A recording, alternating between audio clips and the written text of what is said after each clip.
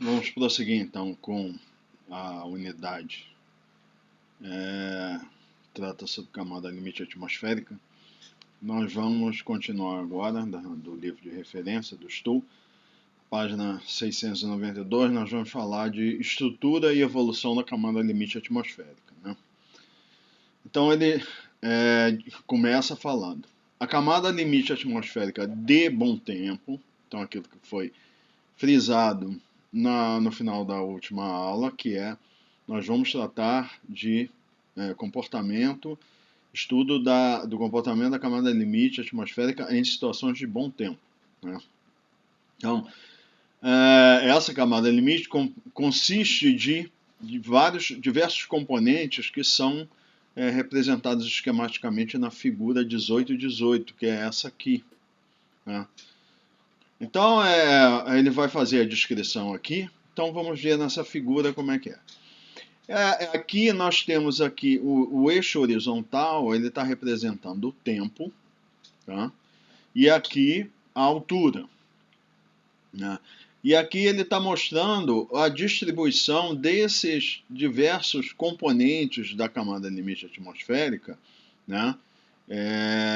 Numa condição aqui que ele está falando durante tempo bom, num período que está considerando o período de verão, sobre a Terra. Por quê? Porque o comportamento da camada limite atmosférica no oceano é diferente, tá? Então, nós só vamos ver aqui a camada limite em terra, tá?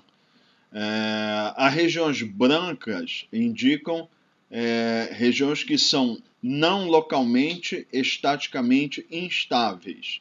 Então, nós vamos ver o conceito de instabilidade não local, que nós não vimos com detalhes. Nós estudamos a estabilidade estática local.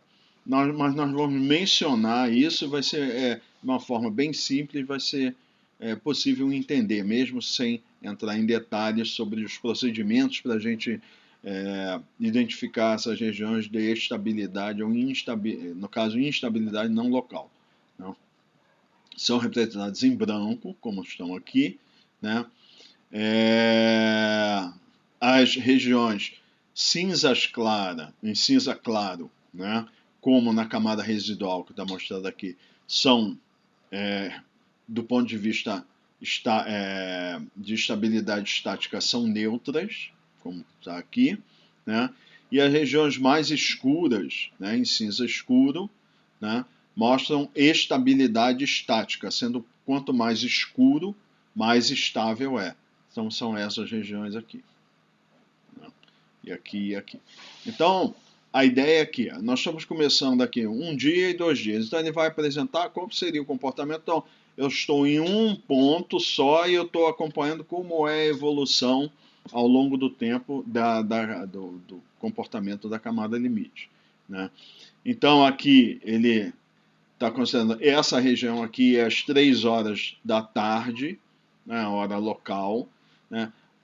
Que nessas condições é quando tem o máximo desenvolvimento de uma camada limite instável, né? E aqui é 3 da manhã, 12 horas depois, quando teria uma parte, o comportamento típico desse ciclo diurno de variação da radiação, em que é o período da noite em que tem resfriamento, né, da camada limite. Então nós vamos começar aqui no início da manhã. Então o que está acontecendo é o seguinte: essa região aqui é a camada de mistura, essa camada aqui mais clara.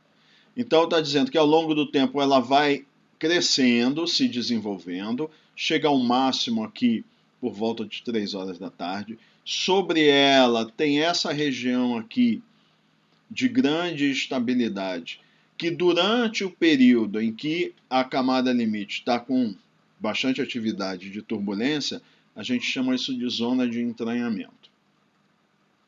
Aí, aqui é algo em torno das 6 horas da tarde, que ele está considerando a hora que o Sol se põe e interrompe o fornecimento de radiação solar para a superfície, né? Aí começa o resfriamento da atmosfera, e essa região que é instável, né, porque recebeu calor na superfície, né, estava instável, ela começa a se estabilizar. Então continua tendo essa região aqui, então a camada limite, né, ela vai ficar dividida aqui. Nessa parte de baixo, que é a camada limite estável, por quê? Com o resfriamento da superfície, então o ar da parte inferior ele fica mais denso que o ar da parte superior, então ela passa a ficar estável. E essa estabilidade vai se propagando ao longo do tempo a níveis mais altos. Então forma essa camada limite estável, né, que é a região onde tem turbulência significativa. Então, a camada limite é a região onde tem turbulência significativa.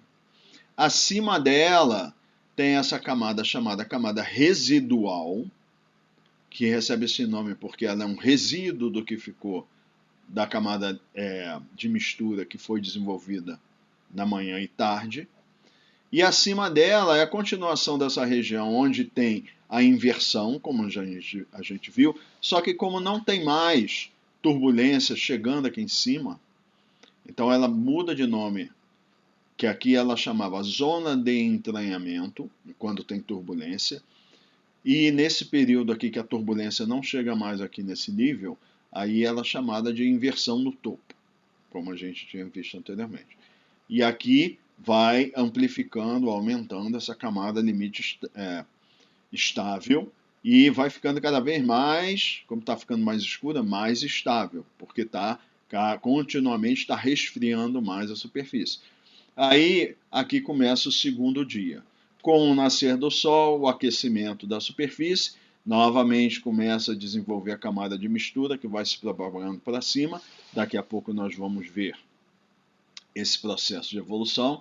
E aqui, ó, a zona de entranhamento vai sendo formada, porque a turbulência começa a atingir essa região aqui acima da camada de mistura e repete o processo devido a esse ciclo de radiação solar incidindo, aí vem o pôr do sol, então é aquele ciclo de radiação, primeiro radiação de onda curta, depois radiação de onda longa prevalecendo. Então, vamos seguir agora o texto que ele vai fazer de uma forma sistemática, essa descrição aqui. Então, durante o período do dia, tem uma região estaticamente instável, chamada camada de mistura, que é essa aqui. Tá? Durante a noite, forma-se uma camada limite estável, essa aqui, então aqui é durante o dia, aqui é durante a noite. Né? Abaixo dessa camada residual, que é essa aqui, que é uma camada neutra do ponto de vista de estabilidade estática. A camada residual contém os poluentes e umidade da camada de mistura anterior, mas não é muito turbulento, não apresenta turbulência significativa. Então, o que restou da camada de mistura, com a interrupção do fornecimento de energia a partir da radiação solar, energia térmica, para instabilizar, manter a instabilização e a formação de turbulência, o que acontece é que essa região permanece com relativamente homogênea, mas sem turbulência. Então, ela passa ela do ponto de vista de estabilidade estática, ela é neutra, tá? E aí, mas os perfis de relativamente homogêneos de temperatura e umidade permanecem durante o período da noite. Então, por isso que é chamada de residual. E a parte onde vai permanecer turbulento é aqui embaixo, que é a camada limite estável.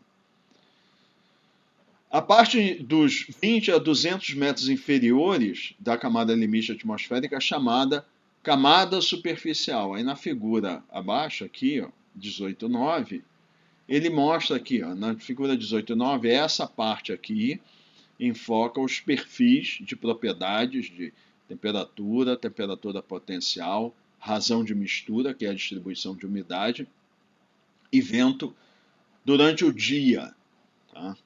E aqui é durante a noite. Então é como se a gente estivesse olhando aqui esse horário e esse horário. Tá? E aí, o que ele quer mostrar aqui é o seguinte.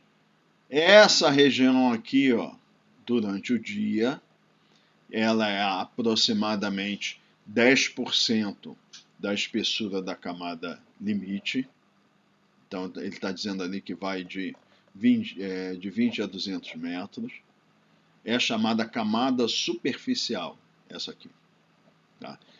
A camada limite estável também tem uma camada superficial que não está sendo mostrada aqui. Em aplicações, em geral, a gente considera que a camada, em vários artigos vocês vão encontrar isso, considera que a camada superficial ela tem 10% da espessura da camada limite, nas aplicações práticas.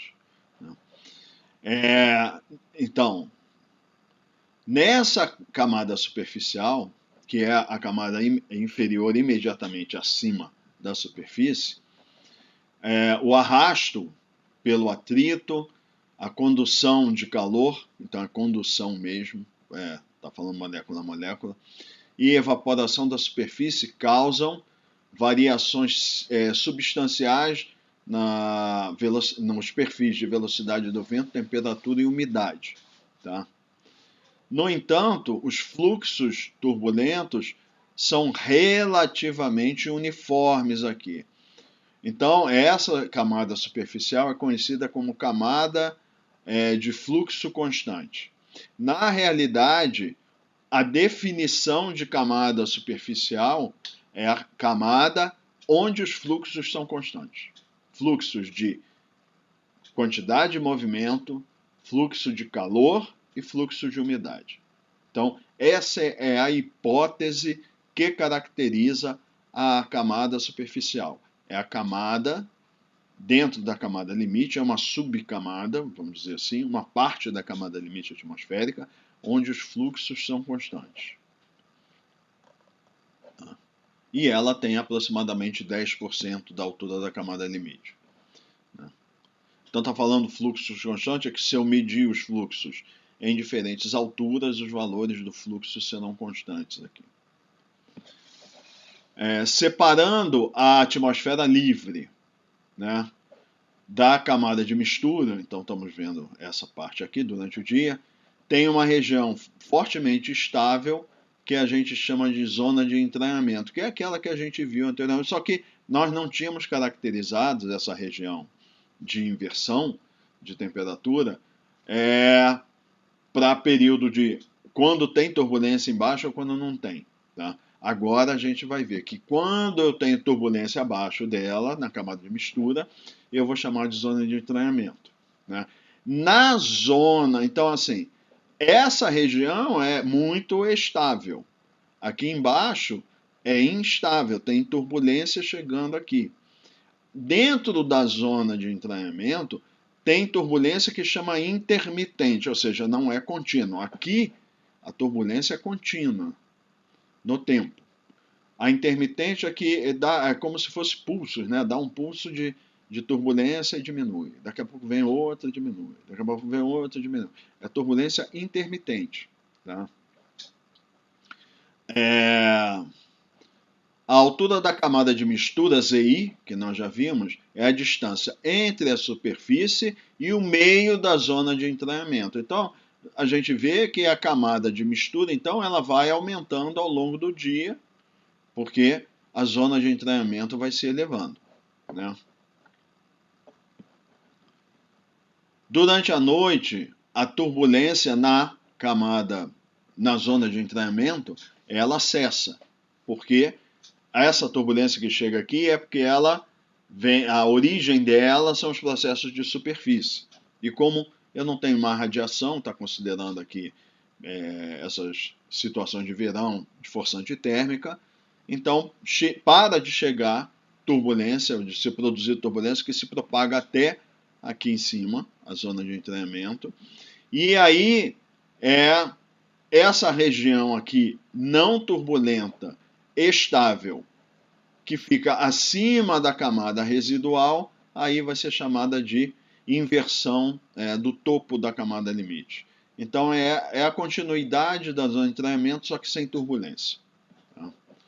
Perfis típicos de temperatura, temperatura potencial, umidade, razão de mistura e vento, velocidade do vento, melhor dizendo, são representados aqui nessas duas figuras. A parte que diz que é dia se refere ao horário de 3 horas da tarde e o período que é noite, 3 da manhã, tá? Local.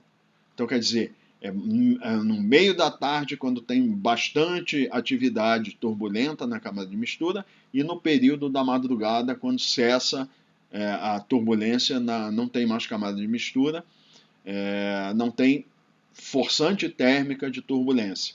Aí, se houver forçante, vai ser apenas forçante mecânica, que é o vento, né?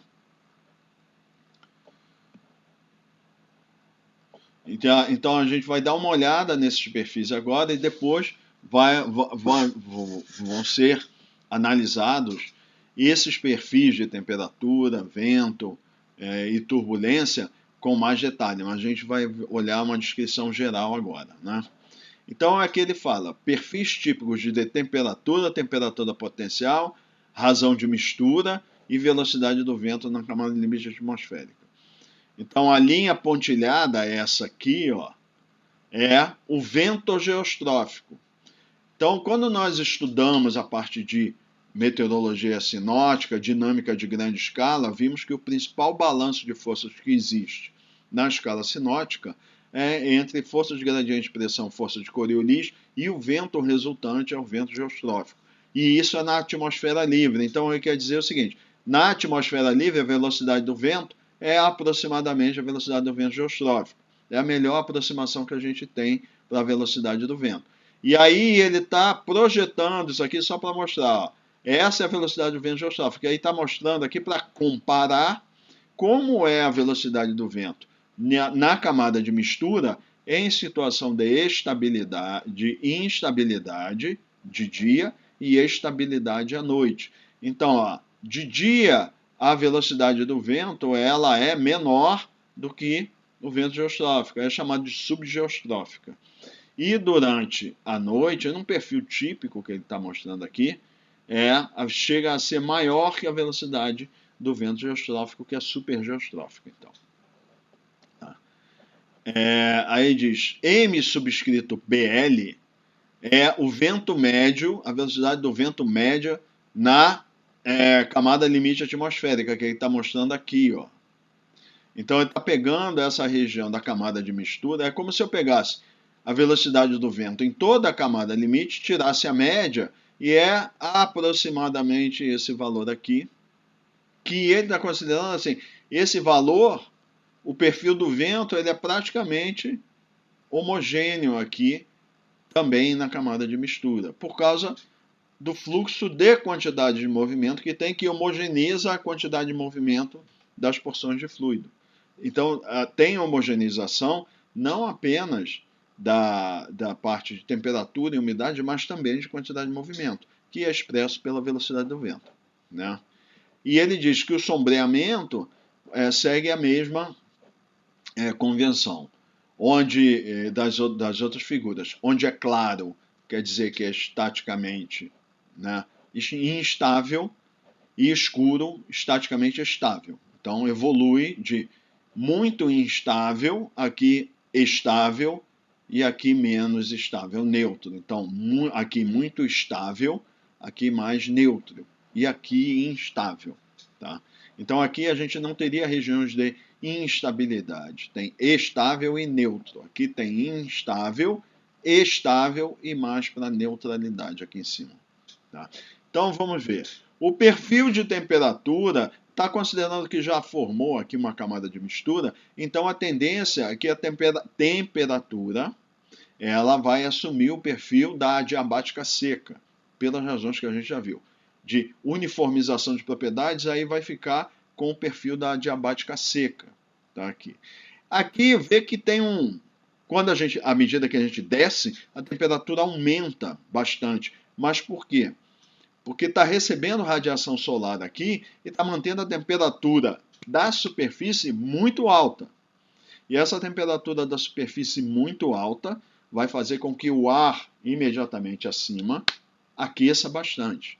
Então aqui no verão a gente está falando de temperatura que pode chegar em regiões aí mais quentes a 40 graus, 50 graus.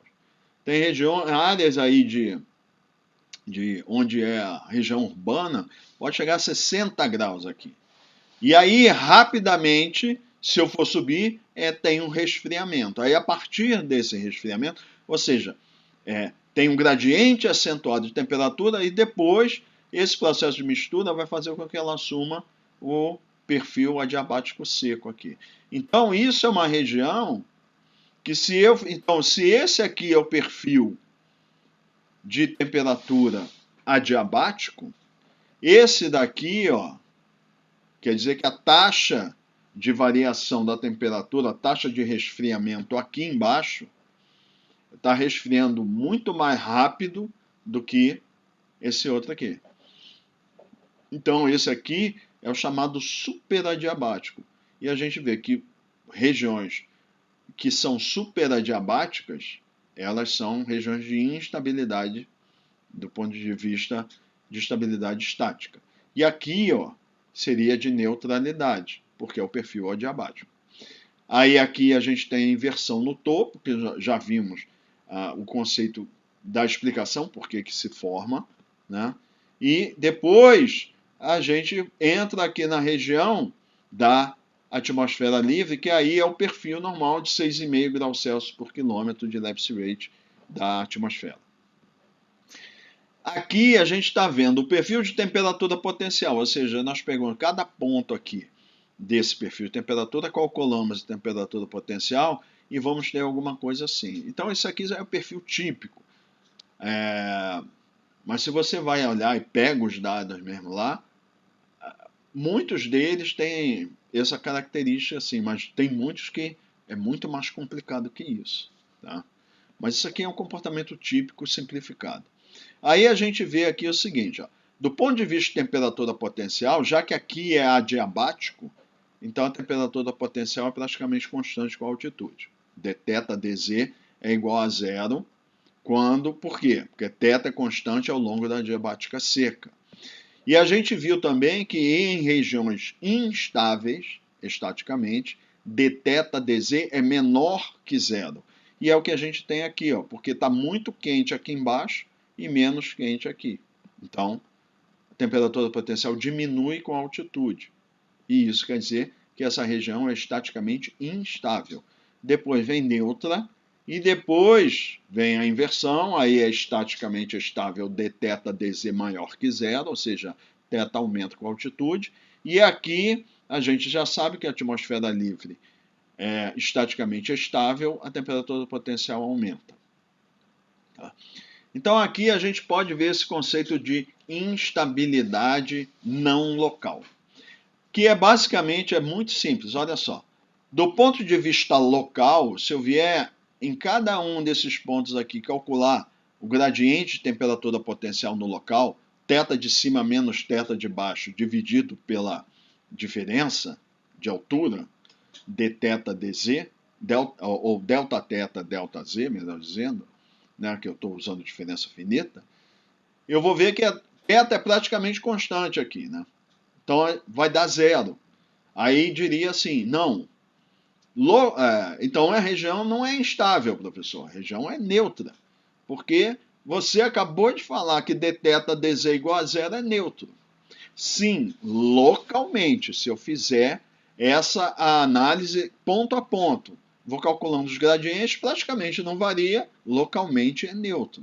Mas olha só, não localmente, e aí é o conceito de instabilidade que ele está falando aqui, que ele fala assim, as regiões brancas indicam estabilidade, são estaticamente instáveis, não localmente. Por quê? Porque olha só, aqui localmente é neutro.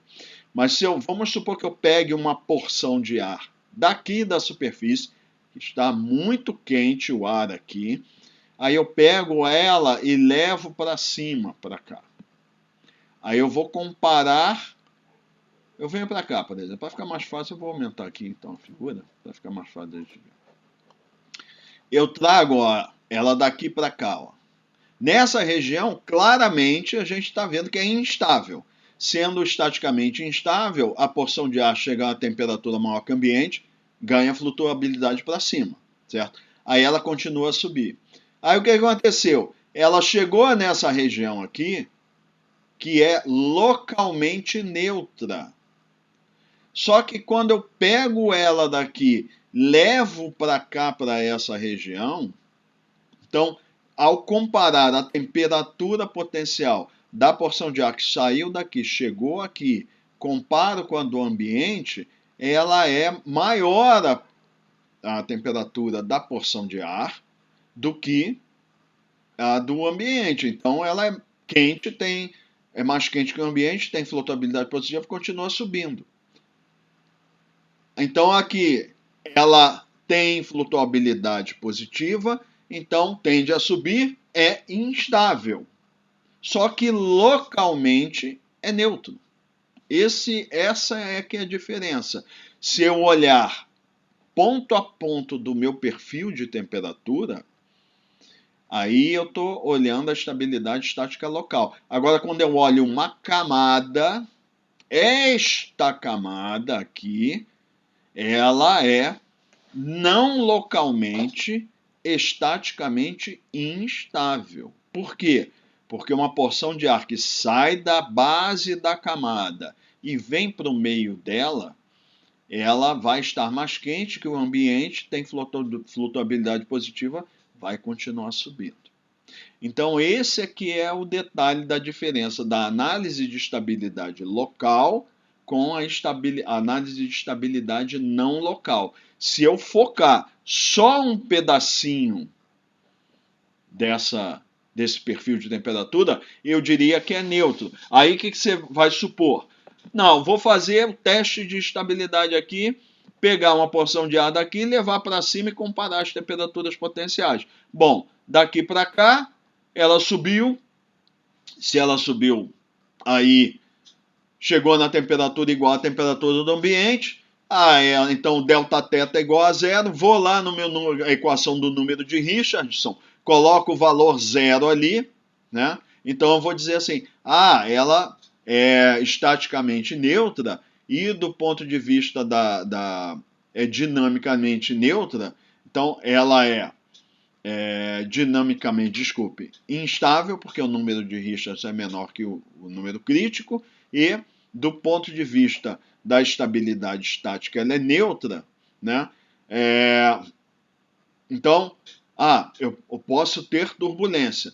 Só que a ideia que a gente tinha era de que, assim, não, mas ambientes que estão muito favoráveis para a gente ter bastante turbulência são os ambientes instáveis, que é o delta θ é negativo e sempre vai ser menor que zero. Aí a gente falou o quê? Não, na camada de mistura, quando está bastante ativo lá, é muito instável e as porções de ar estão subindo ali com uma grande velocidade.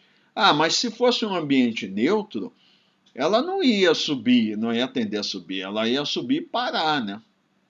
Mas não é porque ela é localmente, ela é neutra estaticamente, mas não localmente é muito instável, porque as porções já chegam aqui muito mais quentes em termos de temperatura potencial que o ambiente, aí elas continuam subindo vigorosamente e formam circulações de descida. E essa subida, né, dessas bolhas ou esses vórtices turbulentos se deslocando, eles vão provocando mais turbulência e mais mistura de propriedade. Então, esse que é o ponto. Então, estaticamente neutro, ele vai ser dinamicamente instável, que a gente já viu, o número de Richardson crítico é menor. Agora, muita instabilidade termodinâmica, estática, causa situações em que a gente vai ter muita turbulência. Então pode imaginar, é neutro, então não tem muita turbulência. Não, mas ela é neutra localmente, mas não localmente é muito instável. Então a gente tem que ter esse cuidado. Quando falar assim de estabilidade estática, estabilidade continua sendo estática, só que uma é no ponto e outra é na camada. Isso é que lá no capítulo de termodinâmica que a gente viu isso, de estabilidade, né, tem que ter cuidado que aí o Stoll explora muito isso no livro, analisando diagramas termodinâmicos que a gente não viu aqui. Então, o conceito de estabilidade não local é isso. Tá? Então, tem que ter cuidado quando a gente for falar sobre que tipo de estabilidade nós estamos falando. Se você olhar só esse perfil, é neutro. Mas olhando a camada, é instável. Então, tem que ter esse cuidado, essa diferença do que a gente está falando, que tipo de estabilidade. Agora, nas equações, vocês vão ver que a gente vai fazer essas avaliações todas localmente. E aí, nós vamos ter que nos limitar, porque os aspectos dos principais modelos de dispersão, quando a gente vai calcular os coeficientes de dispersão turbulenta, eles consideram a estabilidade local, não local, não local. Né? Mas tem que ter cuidado com isso, tá? Fazer essa distinção. Então, aproveitando que a figura está aumentada aqui, vamos continuar. Aqui é o perfil de umidade, então, a origem de toda umidade que tem na atmosfera é a superfície. Então, eu vou ter valores maiores aqui. E aqui também eu tenho uma variação rápida com a altitude, diminui rapidamente, depois ela fica mais ou menos homogênea, e a gente supõe também, como a atmosfera livre está mais afastada da superfície, é mais seco o ar, né? Então, a umidade da atmosfera livre é menor, tem um gradiente acentuado de umidade aqui. Tá? Então, a gente sabe também o seguinte, que ar que tem mais umidade é mais instável, porque é menos denso que ar mais seco. Então, aqui a gente já tem condições mais favoráveis ainda para ter instabilidade termodinâmica, e aí a gente está falando do ponto de vista local, porque a gente tem um gradiente acentuado de temperatura aqui e um gradiente acentuado de umidade. E isso favorece que fique mais instável ainda. E aqui é o perfil do vento. Então, o vento, a gente sabe, na condição de fronteira, lá na mecânica dos fluidos a gente aprende isso. Condição de fronteira, velocidade do vento é zero imediatamente acima da superfície, né? Que é a condição de não deslizamento, a condição de fronteira. Depois, a velocidade aumenta com a altitude. E aí, o que acontece? Aqui tem mistura de propriedades e uma das propriedades que é tornada homogênea ao longo da camada de mistura é a quantidade de movimento. Então, partículas mais lentas vão se encontrar com partículas mais rápidas de fluido, vão misturar as propriedades e vai homogeneizar também a quantidade de movimento. Então, o perfil de velocidade vai ficar mais ou menos assim. Tá?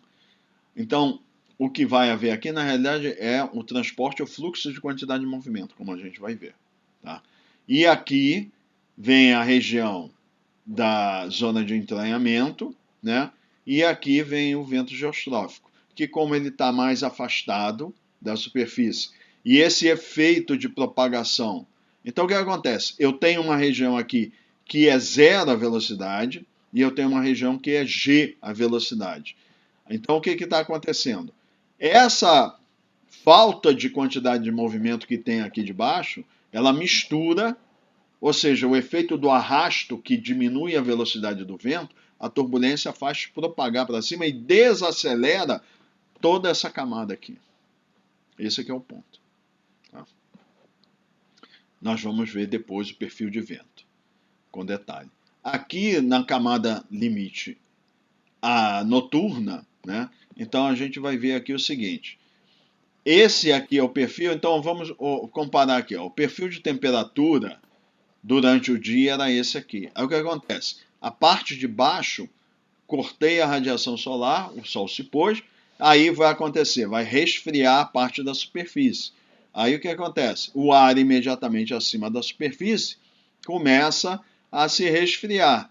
Aí o que acontece? Imagina esse perfil aqui, em que eu pego essa temperatura que está alta aqui e faço ela diminuir para cá, para cá, para cá, porque está resfriando a superfície, o ar em contato também está resfriando, aí ó, o que ficaria? e esse comportamento aqui, ó. A temperatura vai passar a aumentar com a altura e depois volta a diminuir.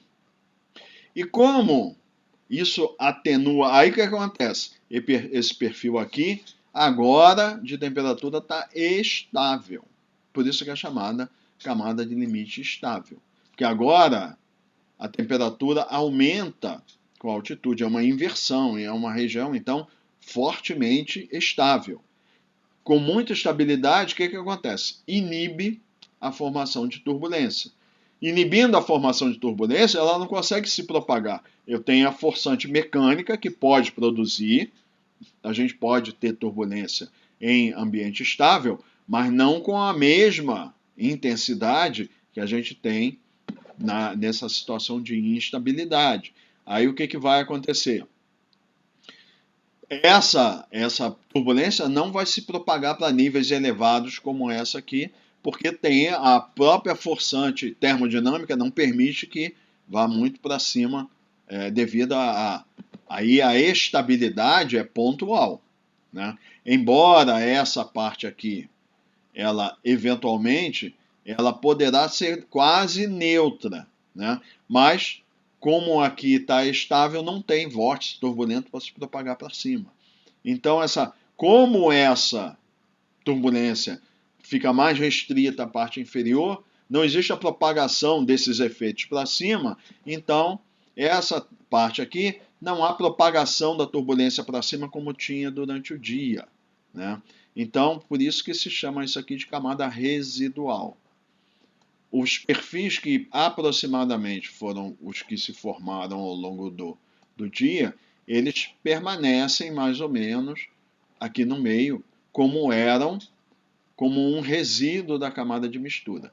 Mas qual a diferença? A primeira já viu da temperatura, por causa do resfriamento passa a ser estável, perfil de temperatura. Aqui a temperatura potencial, que corresponde a esse. Então, agora que é estável, a temperatura potencial, ela era deteta Dz negativo, era instável, agora deteta Dz positivo. Então, é estável. Aqui é aproximadamente homogêneo, e aqui eu tenho a região de estabilidade, deteta Dz maior que zero. Como eu não tenho mais turbulência chegando aqui, eu mudo o nome dessa região, não tenho mais esse efeito de entranhamento, que a gente já vai falar sobre ele.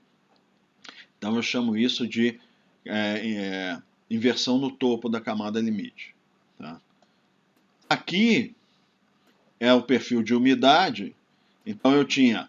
Por que eu tinha um R grande aqui? Porque eu estava com muita radiação, a umidade do solo, né, da superfície, a água líquida está evaporando, está colocando bastante vapor d'água bem próximo aqui da superfície, no ar. E aí isso está diminuindo, vai se propagar por turbulência para cima. Aí o que ele está supondo aqui é o caso extremo, que é o que acontece. Resfria tanto aqui nessa parte de baixo, que o que acontece é que atinge a saturação e começa a condensar o ar imediatamente acima da superfície, ele começa a condensar e começa a perder umidade na forma de gotículas de água que vão acabar se depositando na superfície. Então, o que acontece? Essa região imediatamente aqui acima da superfície, que resfria, ela perde vapor d'água por condensação. Então, o perfil inverte, né? Eu fico com a parte de baixo do ar mais seco, porque perdeu vapor d'água por condensação para a superfície, e em cima é o restante do que tinha do remanescente na parte superior aqui, tem mais umidade. Então ele vem de um valor menor para o maior. Tá? E o perfil do vento, ele muda significativamente, né? Porque o que acontece aqui é um fenômeno mais complicado, não é tão comum assim encontrar esse vento supergeostrófico aí. Tem uma explicação teórica de oscilações inerciais, que é forçada por fenômenos de escala maior, e aí pode provocar esses perfis de vento mais acentuados aqui. Tá? Mas basicamente a ideia de uma forma bem simplificada, é que a camada limite estável, o que desacelera o vento, como está aqui? É o fato desse atrito que tem aqui, que desacelera o vento, a turbulência propaga esse efeito de arrasto para níveis mais elevados. Já na camada limite estável, tá? Que é essa região daqui de baixo, o que vai acontecer? Como é estável, esse efeito de arrasto que tem da superfície não tem mais eficiência para se propagar para cima. Então o ar ele pode fluir acima da camada limite, ele pode fluir com maiores velocidades. Então, na realidade, não é tão comum a gente ter esse vento maior do que o vento geostrófico. O que a gente vai ter é um perfil de velocidade em que as velocidades não são tão pequenas aqui, vão ser maiores do que aqui. Em situações especiais, aí tem esse efeito que o vento pode mesmo chegar a ficar maior a velocidade que o vento geostrófico, mas não é tão comum. São circunstâncias especiais que levam a essa situação.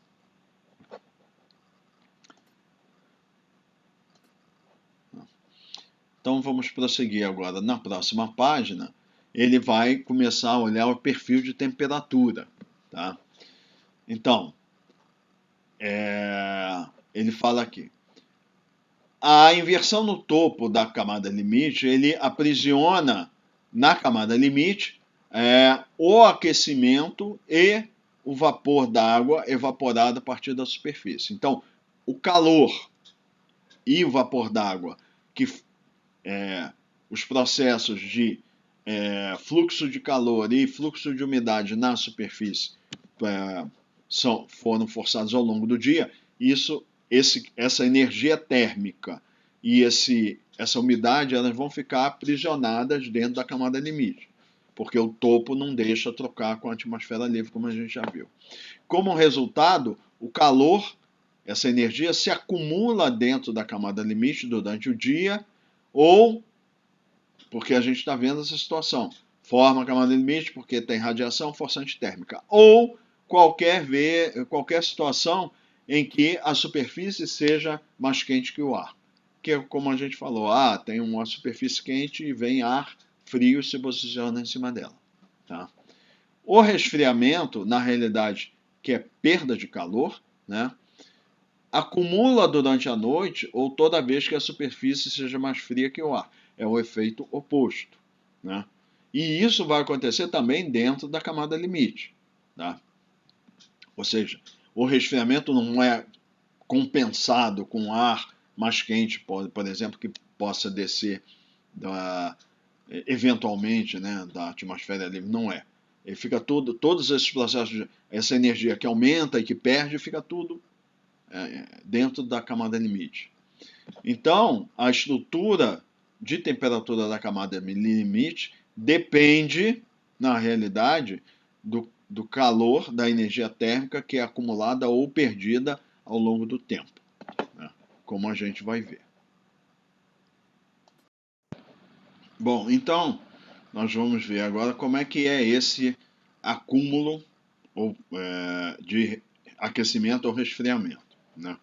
Então, o efeito cumulativo do aquecimento e resfriamento pela superfície, tá, é mais importante na evolução da camada limite atmosférica do que o valor instantâneo do fluxo de calor. Esse é um ponto importante. Quanto está tendo fluxo de calor, seja positivo ou negativo, em um determinado instante, não é mais importante para definir o perfil, o comportamento do perfil de temperatura da camada limite do que esse valor que é cumulativo. Tá? Esse aquecimento ou resfriamento cumulativo, que ele vai identificar por esse Q maiúsculo subscrito A, é igual à área sobre a curva de fluxo de calor contra o tempo, né? É a figura 1810. Então, aqui ele está mostrando assim, aqui, fluxo de calor e tempo ao longo do dia. Então, esse daqui é o período diurno, nascer do Sol. Então, aqui, o horário T igual a zero é tempo relativo ao início ou assim, ao nascer do Sol. Tá? Ou seja, quando começa o aquecimento. Tá? E aqui o fluxo de calor é positivo, no caso, porque a superfície está aquecendo a atmosfera. Então, fluxo é positivo. Aí atinge o máximo aqui, nesse instante T1, e aí ele vai, o fluxo de calor, ele vai depender, né, da constante, vai depender do fluxo, vai depender da radiação líquida, que depende da radiação de onda longa e de onda curta, né? Em geral, não vai ser o máximo de aquecimento que vai ter na camada limite atmosférica, né? Embora eu tenha o máximo de fluxo de radiação solar para aquecer a superfície na hora média local em que tem da passagem meridiana, né? A gente viu isso, mas tem um outro efeito que também vai aquecer, que controlar a temperatura, que é a radiação de onda longa que vem da parte superior da atmosfera para baixo, e leva algum tempo. Então, e isso vai fazer com que a temperatura ela atinja um máximo por volta de 2 horas da tarde. Assim. Então, esse fluxo de calor associado, a gente viu que tem vários fatores lá que dependem do tipo de superfície, albedo, etc, etc. Tudo isso controla, como a gente viu lá, o balanço de calor. Então aqui ele está considerando o seguinte, esse é o instante que tem o máximo, tá? Que é um instante T1, né? Aí, depois, o que vai acontecer? O Sol vai reduzindo o ângulo de elevação, diminui a radiação, e aí vem o pôr do Sol, aí corta os efeitos de aquecimento, né? O fluxo de calor, na realidade, não é imediatamente. Quando o Sol se põe, existe imediatamente para o fluxo de radiação de onda curta, mas ainda existe alguma radiação de onda longa remanescente. Então, pode ser um pouco após o pôr do sol ainda ter algum aquecimento da superfície, mas vamos considerar que, para simplificar, é um instante onde não tem mais fluxo de calor positivo, a superfície ela não consegue mais aquecer o ar, e aí o que vai acontecer? Ela começa a esfriar, e aí o que acontece? Passa a ficar mais fria que o ar, e aí o fluxo de calor passa a ser negativo. Passa a fluir energia térmica, na forma de calor, da atmosfera para a superfície. Aí o fluxo fica negativo. Aí a curva, que é o zero, está aqui, o fluxo positivo durante o dia, e à noite ele fica negativo. E a gente viu aqui, ele vai depender basicamente da perda de energia pelo efeito da radiação de onda longa. Então ele é um valor que não se altera de maneira simplificada, não muda ao longo da noite. Então por isso que esse valor do FH está sendo considerado constante. Então a área sob essa curva aqui, tá, é que a gente vai considerar que é a quantidade de energia térmica que foi acumulada no aquecimento, e essa é a quantidade de energia térmica que está sendo perdida durante o período de resfriamento noturno. Né? Então, se nós definirmos T como um instante em que o resfriamento inicia, né? Vamos só entrar aqui na definição aqui, só, tá. Ele está colocando aqui, ó, T igual a zero nesse período aqui do tempo relativo a quando o resfriamento começou. E esse aqui, ele põe dois eixos zero, duas posições de T igual a zero. O início do resfriamento e o T igual a zero do início do aquecimento. Tá? Então, ele vai começar a falar aqui do período noturno.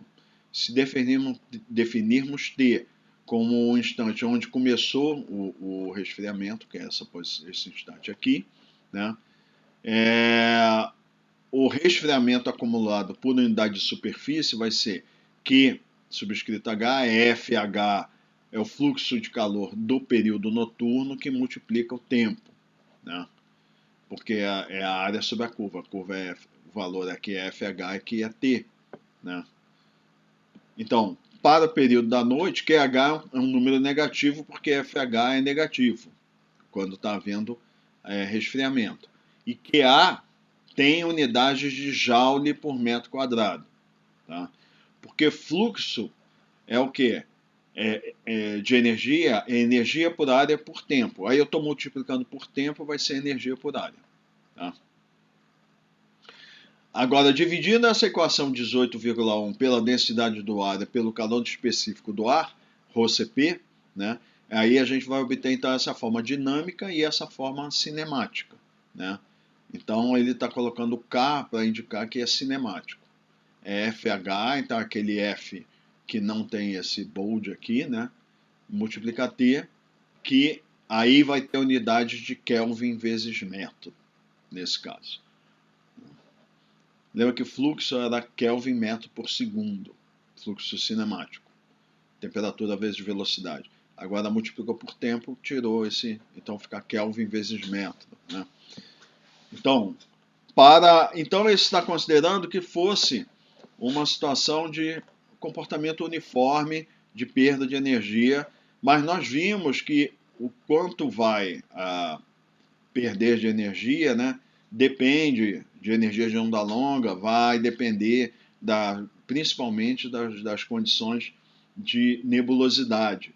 Então ele diz aqui, se a nebulosidade for variável, né, ela vai causar variação também no fluxo de calor na superfície. Então ele diz para, nesse caso, pode-se utilizar um valor médio para esse período de FH, um valor de FH dinâmico ou FH cinemático, né? Ou se você tiver detalhadamente essa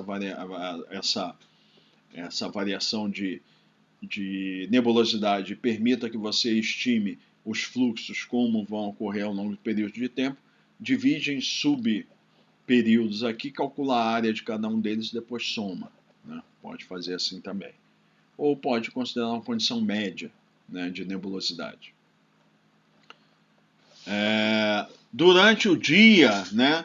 Então ele começou pela noite, que é mais simples, né? A área, se for essa condição de nebulosidade, manter mesmas condições ao longo da noite toda, é só a área de um retângulo, né? Agora, o fluxo de calor durante o dia, ele é bem mais variável, né? A gente já viu isso aqui, né? Então, em dias claros, né? Estão falando aquelas situações de bom tempo, né? Existe uma variação quase sazonal, quase senoidal da elevação do Sol e, consequentemente, da radiação solar que está sendo emitida para baixo, né? Então, isso vai causar uma variação quase senoidal do fluxo de calor líquido na superfície durante o dia. Então, ele está considerando que é como se fosse uma senoide. O que ele vai aproximar é isso aqui. Essa curva aqui, ele vai aproximar por uma senoide. Tá? Então, vamos considerar T um instante desde o início quando FH se torna positivo. Então, é essa posição aqui. Tá?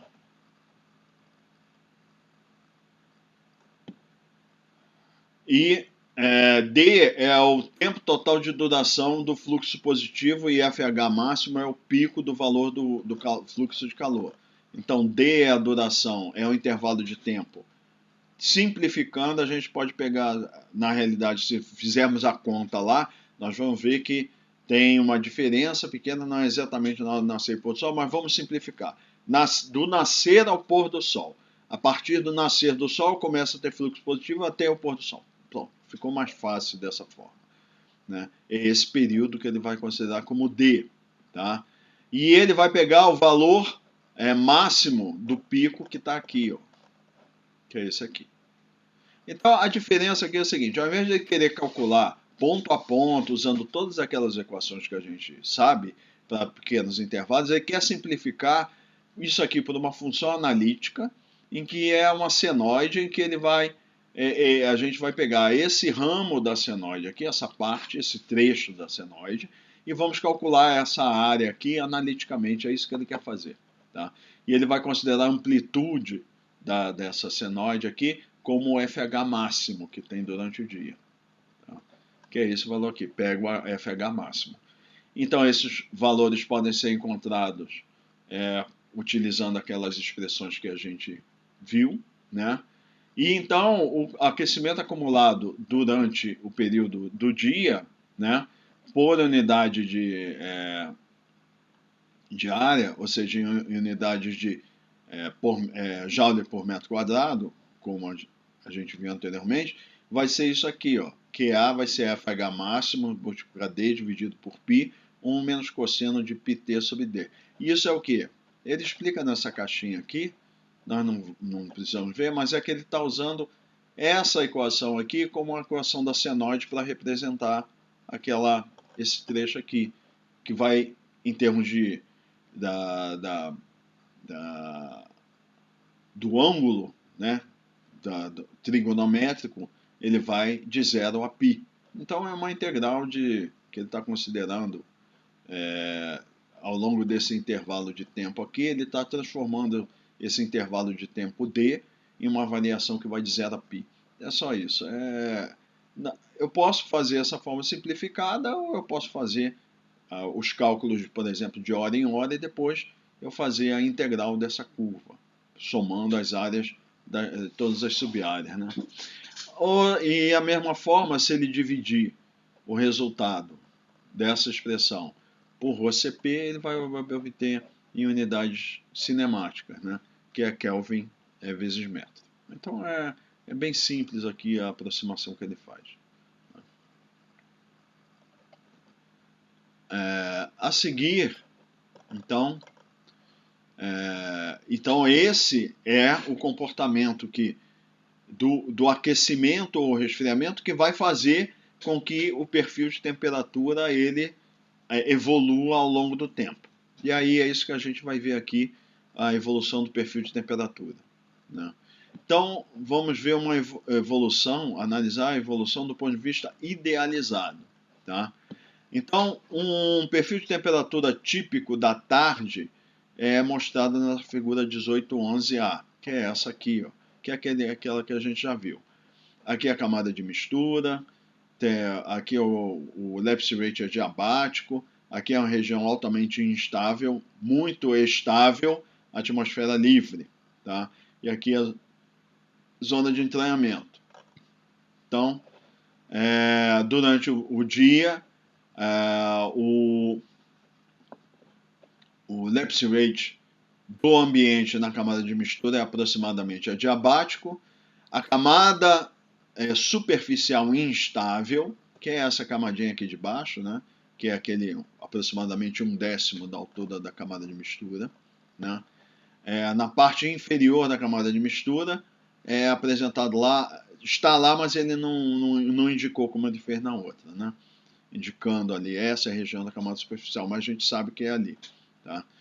Então ele diz, bolhas de ar quente chamadas termais, elas se elevam a partir dessa camada superficial até a camada de mistura, né? Ao longo da camada de mistura até que elas atinjam a inversão. Então elas vão subir aqui, chegam nessa região daqui da inversão, né? Que é na zona de entranhamento. Né? Então, a figura 1812A mostra um detalhe da camada superficial. Então, aqui está pegando de 0 a 100 metros. Então, está com a camada de mistura, tem algo em torno de 1.500 metros, que a gente pega o ZI, mais ou menos aqui no meio da zona de entranhamento. Então, ele está pegando aí algo em torno de 100 metros aqui, a parte inferior da camada superficial, e aí o perfil de temperatura, que ele quer detalhar isso aqui, ó. Em 100 metros, eu tive uma variação muito importante da temperatura. Ela saiu, por exemplo, de 20 graus, chegou aqui a 13 graus. É um gradiente bastante acentuado de temperatura. E a gente pode encontrar valores até maiores. Aqui no Brasil, a gente sabe, a região tropical, muita radiação, período de verão, dá temperatura regiões urbanas, né, 40 a 50 graus. Isso aqui seria uma região, não é uma região urbana, né? É um outro tipo, que seja um outro tipo de solo, que ele não vai aquecer tanto quanto o asfalto ou cimento. Essas circulações termais, elas criam turbulência forte e causam, né, uma mistura significativa de poluentes, temperatura potencial e umidade ao longo da vertical. Por isso recebe o nome de camada de mistura, né? Toda a camada de mistura, a camada superficial e a parte inferior da zona de entranhamento são estaticamente instáveis. Então é isso que ele está falando. Toda a camada de mistura, a camada superficial e a parte de baixo da zona de entranhamento, tudo isso é estaticamente instável, do ponto de vista de camada. Lembrando, aqui localmente é estaticamente neutro, mas quando ele está falando instável no caso, ele está falando da camada, né? Aqui ele vai falar uma coisa importante dessa zona de entranhamento. Na zona de entranhamento, o ar da atmosfera livre é incorporado ou entranhado para dentro da camada de mistura, causando um aumento da profundidade da camada de mistura durante o tempo. Então, o que acontece? Aqui no topo da camada de mistura, eu tenho a zona de entranhamento. A turbulência que se propaga a partir da superfície, ela atinge a região da zona de entranhamento, ela é intermitente, mas o que acontece? Essa turbulência que está aqui, o que ela vai fazer é pegar ar que está na atmosfera livre e mistura para baixo, tá? Ela vai tender a misturar esse ar para baixo, para dentro da camada de mistura. Então, vou colocar aqui a zona de entranhamento, a turbulência vem aqui, pega esse ar que está aqui e traz para baixo. Aí o que vai acontecer? À medida que vai misturando esse ar de cima para baixo, a altura da camada de mistura vai subindo. Esse é o comportamento típico. Então, por isso que chama de entranhamento, porque é ar da atmosfera livre que é entranhado para baixo. Aí ela vai subindo. Então, os poluentes que estejam aprisionados na camada de mistura aqui embaixo não podem escapar por meio da zona de entranhamento. Tá? Muito embora ar mais limpo e mais seco da atmosfera livre pode ser entranhado para dentro da camada de mistura. Isso é uma característica da zona de entranhamento. Tá? A turbulência que está aqui, ela pega o ar que está em cima e mistura para baixo, mas o que está embaixo não consegue ir para cima. Tá? Devido às características de estabilidade e distribuição da turbulência, dos fluxos turbulentos ali. Então, é o que ele está falando, funciona como se fosse uma válvula de passagem que dá só num sentido. Né? Ela só permite o fluido vir da atmosfera livre para baixo, e não de baixo para cima. Então, vai entrando fluido da atmosfera livre para cá, forçado durante o período do dia pela turbulência, e ela vai subindo.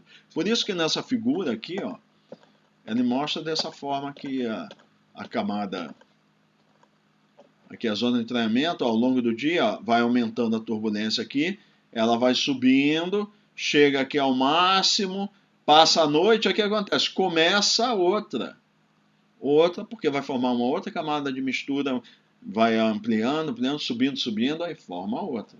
E assim vai seguindo. Né? Então ela não vem aqui, desce e sobe.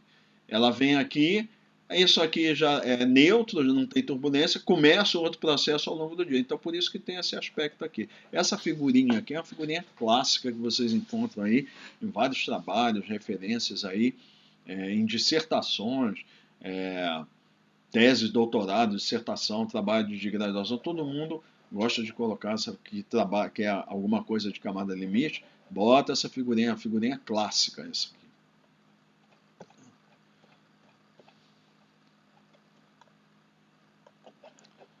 Durante a noite, a parte de baixo da camada de mistura, ela é resfriada pelo contato com o solo que está sofrendo resfriamento por radiação. E isso resulta o quê? Na camada limite estável. Então, é aquilo que eu falei. Imagina que isso aqui está resfriando, esse ar aqui imediatamente em contato com a superfície, né? Logo acima, está sofrendo resfriamento. Então, até o perfil está aqui, ele mostra aqui, ó. Esse é o adiabático seco. E aí, ó, resfriou a parte de baixo. É como se eu pegasse essa pontinha aqui de temperatura e trago para cá. Aí fica assim. Aí o que acontece? Uma inversão de temperatura. Está estável aqui. Então, nessa parte da figura 1812, ele está mostrando em detalhe essa partezinha aqui de baixo. Então, o perfil de temperatura fica assim. Então, agora está estável, é uma região de inversão, fortemente estável, né? Aí ele cita aqui só que em camadas limites atmosféricas reais, né? Essas alturas aqui que ele está mostrando, essas alturas podem ser maiores ou menores da camada limite. O que ele está mostrando são valores típicos apenas. Ele só faz essa observação, tanto nessa figura quanto nessa, que é tipicamente algo na ordem de 100 metros, porque a camada limite atmosférica, ou a camada de mistura, pode chegar a 1.500, 2.000. Eu já vi algumas sondagens que chegam a mais de 4.000 metros, né, em região de deserto nos Estados Unidos, né, que foram feitas medições, passou de 4.000 metros a camada limite. Né? Então, ele só está chamando a atenção que não é sempre 100, sempre 1,5. Esses são valores típicos, né? Depende muito da situação. Continuando. Acima da camada limite está a camada residual, aí da camada limite estável, né? Então é isso que ele está falando aqui. O que era a camada de mistura passa a ser camada residual. Então esta região ainda tem presença de turbulência e como ela tem um comportamento de estabilidade nessa parte de baixo, é chamada camada limite estável. A turbulência, até onde a turbulência é significativa, ali vai ser o topo da camada limite. Então aqui, quando é camada de mistura, a gente chama de ZI, topo da camada limite. Quando é estável, seria aqui, a gente chamaria de H. É uma convenção, não usa mais ZI, usa H, que aí é o topo da camada limite estável. Tá? Essa região não tem turbulência, camada residual, e aqui em cima, onde era a zona de entranhamento, passa a ser chamada inversão no topo da camada limite. E aqui é a atmosfera livre. Então, na camada residual, ela não percebe ou não é afetada pelo resfriamento da superfície, e aí ela vai reter o lapse rate adiabático seco, né, no caso, que da camada de mistura que foi formada no dia anterior, tá, ao longo da tarde anterior, da manhã e tarde anterior. Acima dela tem a inversão de temperatura no topo da camada limite, que é o resultado, ou o que resultou o que era antes a zona de entranhamento que tinha turbulência. Então, remanescente daquela zona de entranhamento turbulenta que está aqui, o que tem agora é a inversão no topo, que não tem mais turbulência significativa. Então, nós vamos ver agora diferenças sazonais. Então, estamos falando de diferenças que ocorrem entre estações do ano. E aqui ele pega verão e inverno. Basicamente é isso, né? A estação fria e a estação quente. Então, ele vai falar durante o período de verão, né? Nas latitudes médias e altas. Então, isso aqui destaca isso porque em região tropical você não tem essa diferença sazonal tão marcada quanto você tem em latitude média e latitude alta, onde tem característica de verão e inverno bem diferentes, né? Então, aqui na região do Paraná, né, a gente tem inverno e verão bem caracterizados, que você não encontra isso se você for, por exemplo, para o Ceará, né? O estado do Nordeste, ou for para o Maranhão, para o Pará, na região norte do país, você não vai encontrar essas diferenças que a gente tem aqui, que são as diferenças sazonais. E isso vai ter impacto no comportamento da camada limite em cada período do ano nessas regiões, né, que estão sujeitas a diferenças sazonais significativas. Então ele diz assim, durante o período do verão, na latitude média e alta, a duração do período de dia é maior do que noite, né? Então, é o primeiro ponto. E aqui, voltando a enfatizar, está tratando sempre de camada limite sobre terra. Tá? Mais aquecimento ocorre durante o dia do que resfriamento durante a noite, porque eu tenho mais radiação solar, um período de dia maior do que de noite, né? Ao final de 24 horas, a sondagem final, ele está dizendo uma sondagem de temperatura, vai mostrar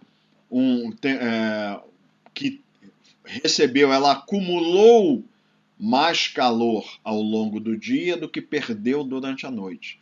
Então, o que ele está dizendo é o seguinte: o perfil de temperatura, a temperatura vai aumentando, o perfil dia após dia vai mostrando que tem mais calor sendo acumulado ao longo do tempo.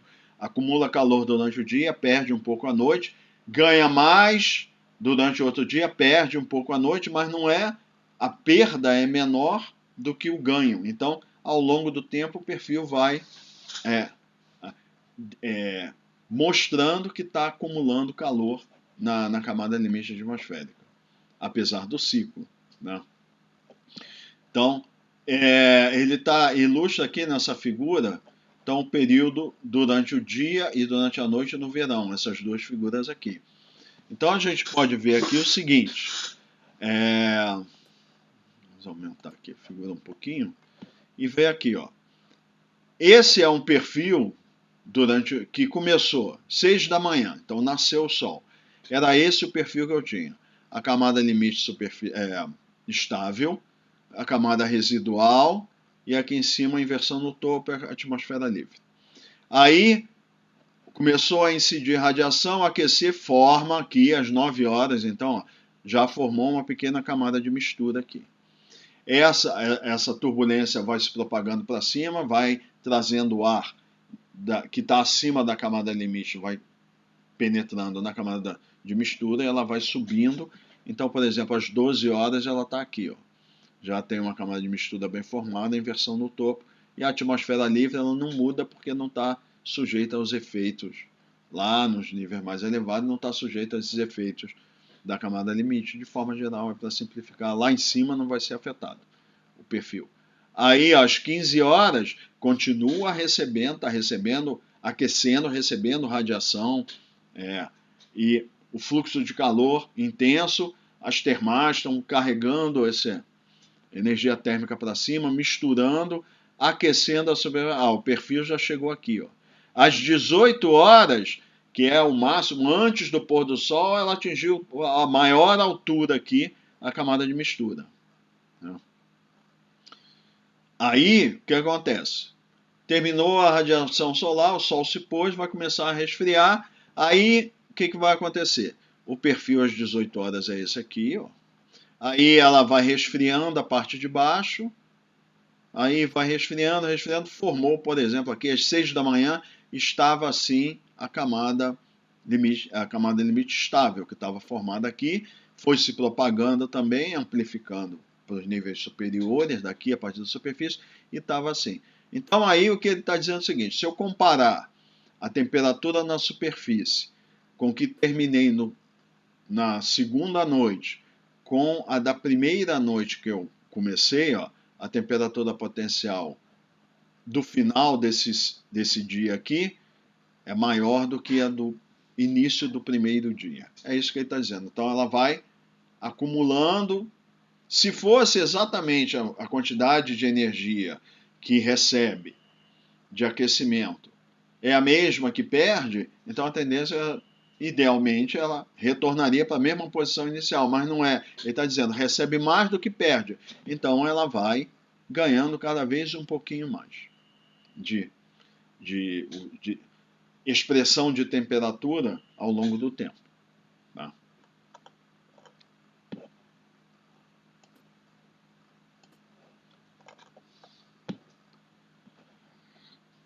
A camada, então, limite convectiva, a camada de mistura convectiva começa, ela é rasa no início da manhã e cresce rapidamente ao longo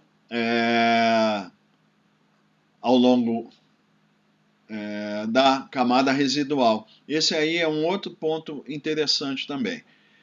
Como a camada residual ela é, do ponto de vista localmente ela é neutra, então o que acontece? Se eu pego uma porção de ar, comecei a aquecer aqui embaixo, aqueci essa porção de ar aqui embaixo, ela começou a subir, como ela encontra um ambiente neutro aqui, aí a gente olha localmente, se fosse estável, ia dificultar a subida dessas porções de ar. Mas como ela é neutra, ela nem estimula e nem impede.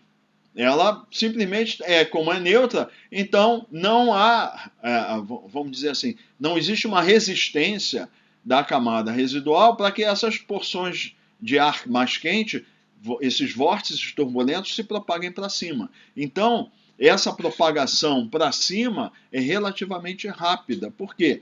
Porque o perfil de temperatura ali é neutro. Então, não existe, do ponto de vista de flutuabilidade, uma oposição ao movimento dessas porções de fluido instáveis que foram instabilizadas e estão querendo subir. Então, o crescimento da camada de limite é relativamente rápido.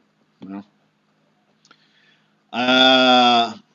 Aí, durante o período da tarde, ela continua a se elevar lentamente, né? No sentido da atmosfera livre por causa do processo de entranhamento. Né? Se o ar contiver umidade suficiente, pode-se formar nuvens cumuliformes, nuvens cúmulos dentro da camada limite. Né?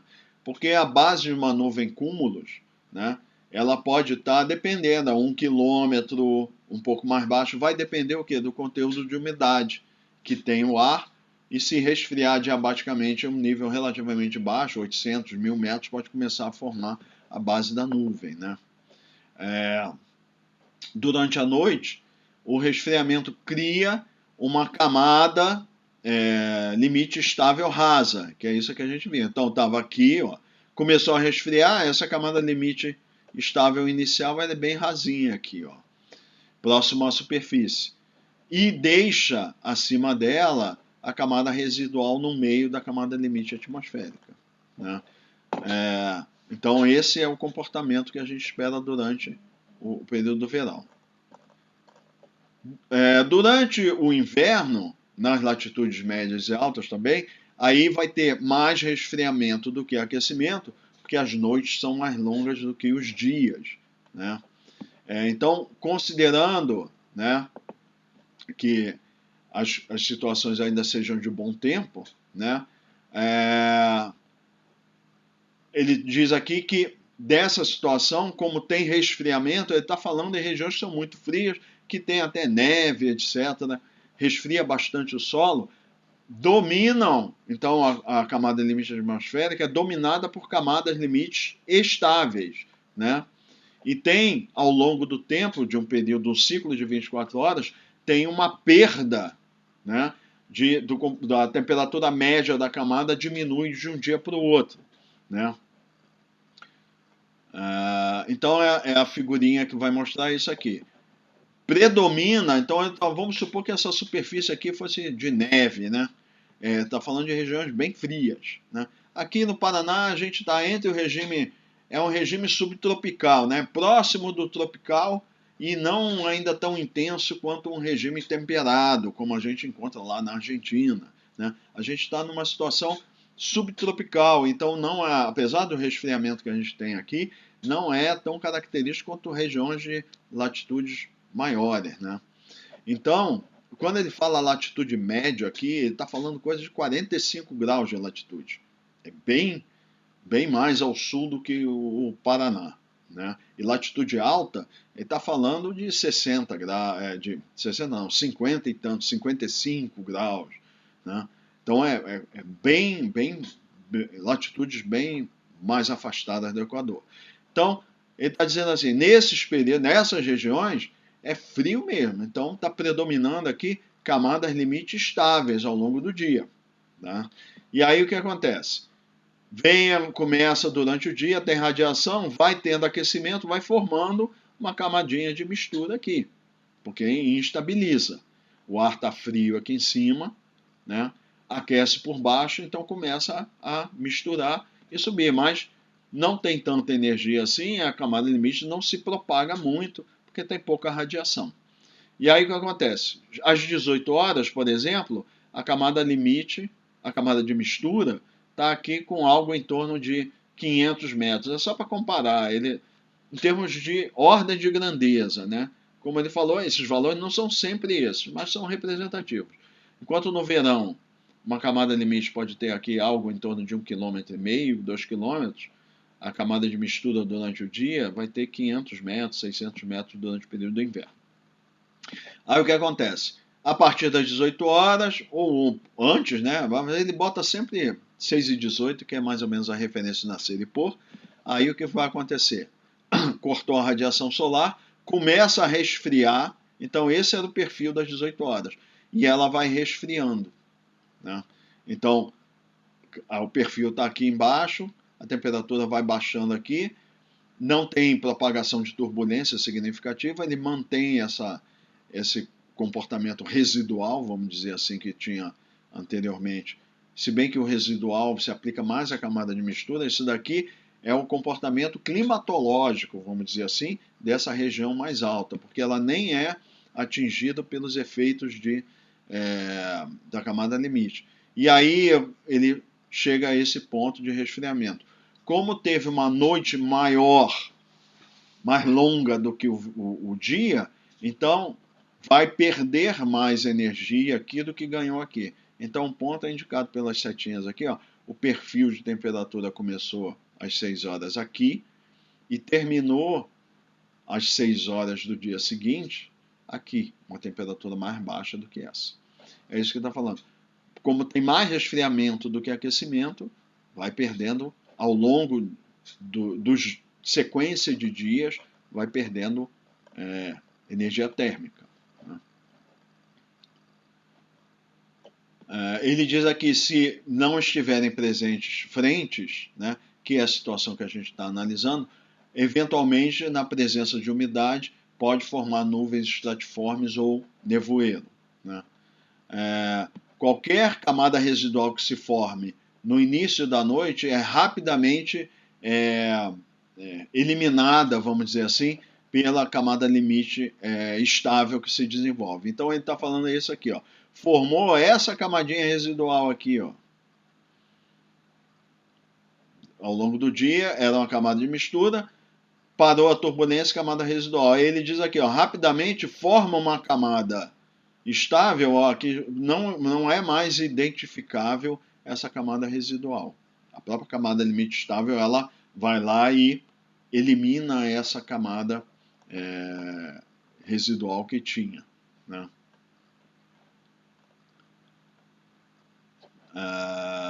A figura 1814, que é essa aqui, ela vai mostrar que é semelhante àquela que a gente viu, né? Camada de mistura, zona de entranhamento, camada limite estável durante a noite, camada residual.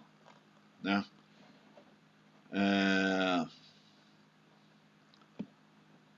Então está mostrando a estrutura da camada limite para verão em cima e essa daqui do inverno. Né? Então, muito embora tanto a camada de mistura quanto a camada residual têm perfis praticamente adiabáticos de temperatura, a camada de mistura é não localmente instável, enquanto a camada residual ela é neutra. Tá? Então essa que é a diferença. Enquanto aqui é localmente não localmente instável, essa daqui é neutra. Por quê? Porque eu não tenho mais, ó, durante esse período, eu não tenho mais esse... O que vai acontecer? Ó? Aqui, a temperatura está diminuindo com a altitude aqui, ó. Então, isso faz com que essa camada seja não localmente instável, como a gente viu. Aí o que acontece? Agora, com essa inversão aqui da temperatura na superfície, essa camada aqui, ó, ela passa a ser uma camada que é neutra, né? Porque eu não posso pegar mais uma porção de ar que está aqui e levar até aqui em cima, porque a própria camada superficial impede que aconteça isso por causa da estabilidade dela. Então essa camada aqui, que era a camada de mistura, passou a ser residual, ela é neutra. Tá? Então essa diferença faz com que os poluentes eles se dispersem de formas diferentes nessas duas regiões. Então, quando eu estou no período do dia, nessa região aqui, tem muita dispersão de poluentes porque tem muita turbulência. Aqui não, é neutro. Neutro tem menos, pode ter turbulência, mas é bem menos. Então dispersa menos o poluente. Né? Ele faz uma observação aqui, eu não vou detalhar muito.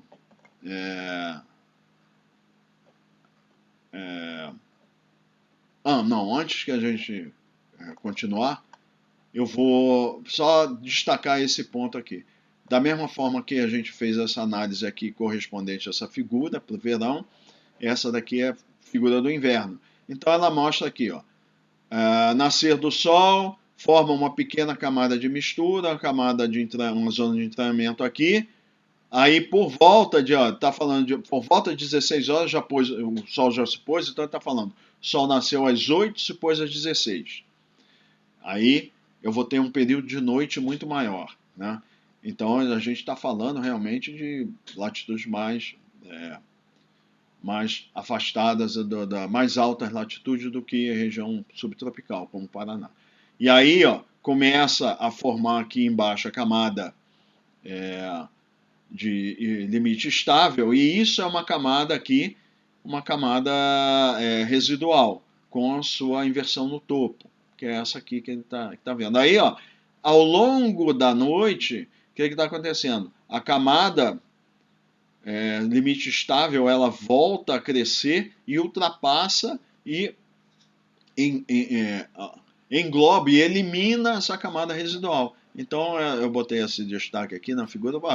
A partir de um determinado instante não tem mais camada residual. Diferente dessa aqui, ó, tem uma camada residual durante todo o período da noite. Aqui, ó, não tem mais. Só fica a camada limite estável mesmo. É esse que é o ponto que é para destacar. Não há camada residual nesse ponto.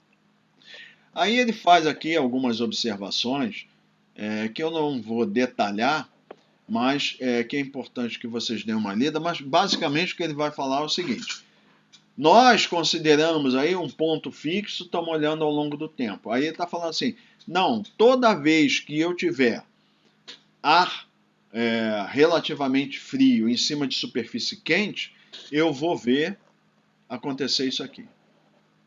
Então ele está dizendo, vamos supor que ao longo do tempo uma massa de ar relativamente frio se move para uma superfície relativamente quente.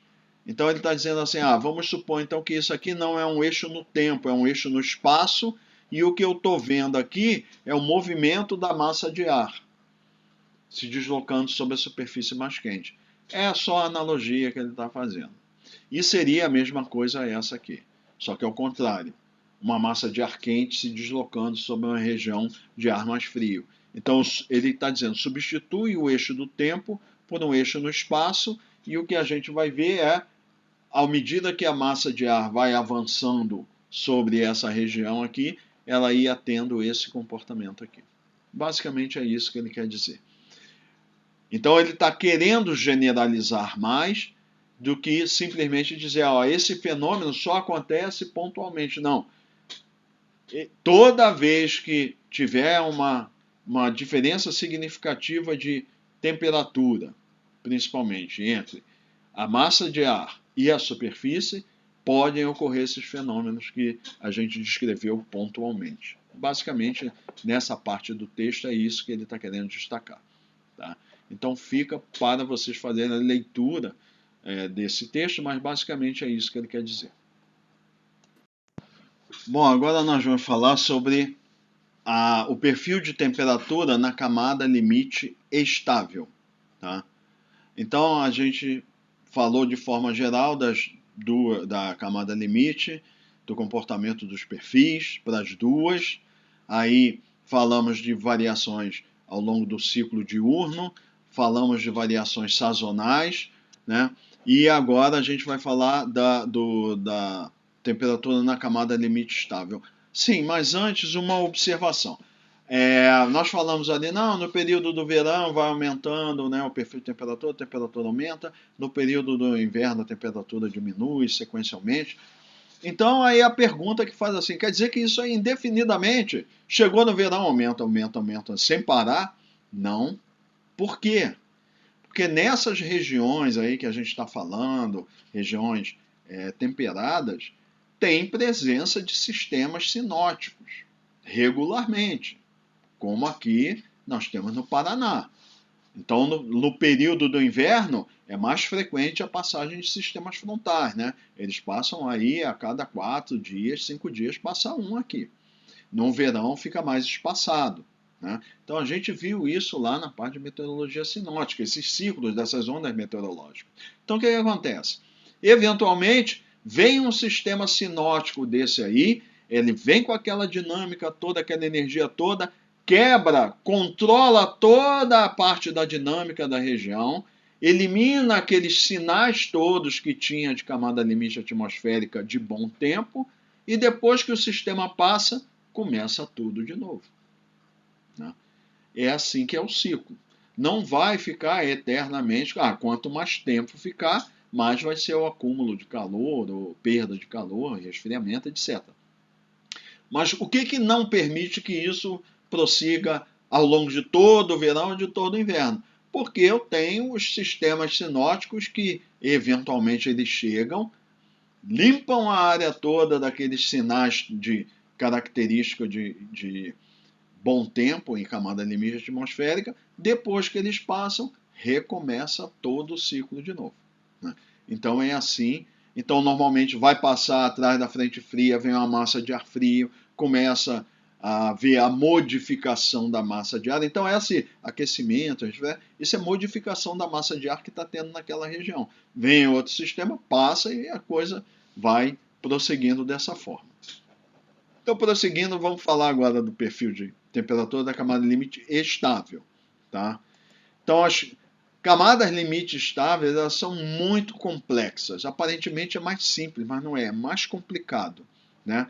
Por causa disso aqui, ó, a turbulência pode ser intermitente. O acoplamento do ar com a superfície pode ser fraco. Por quê? O que acopla o ar da camada limite com a superfície é a turbulência. É ela que controla a transferência de propriedades entre a superfície e o ar. Se a turbulência ela não é contínua, como tem em condições de instabilidade dinâmica acentuada, tá? Se ela é estável, então a turbulência não é contínua, é intermitente dentro. A gente falou de intermitência da turbulência na zona de entranhamento, mas tem intermitência também na camada limite estável. Né? Então, por causa da estabilidade, não é contínuo. Então, não existe esse acoplamento, e aí o que acontece? A consequência disso é que é difícil de você modelar. Modelar processos de camada limite em ambiente estável é muito mais difícil do que em ambiente relativamente instável. Na camada de mistura é o outro extremo. Né? É totalmente muito instável. Também é complicado. Também é difícil. A região com alguma, vamos chamar o espectro entre ligeiramente estável e ligeiramente instável, essa região, e neutro, é o mais fácil da gente fazer. Tá? Quando está excessivamente estável e excessivamente instável, aí é muito difícil fazer. E estável é mais difícil ainda, né? Por causa dessa intermitência, da turbulência. Então, já saibam isso de antemão.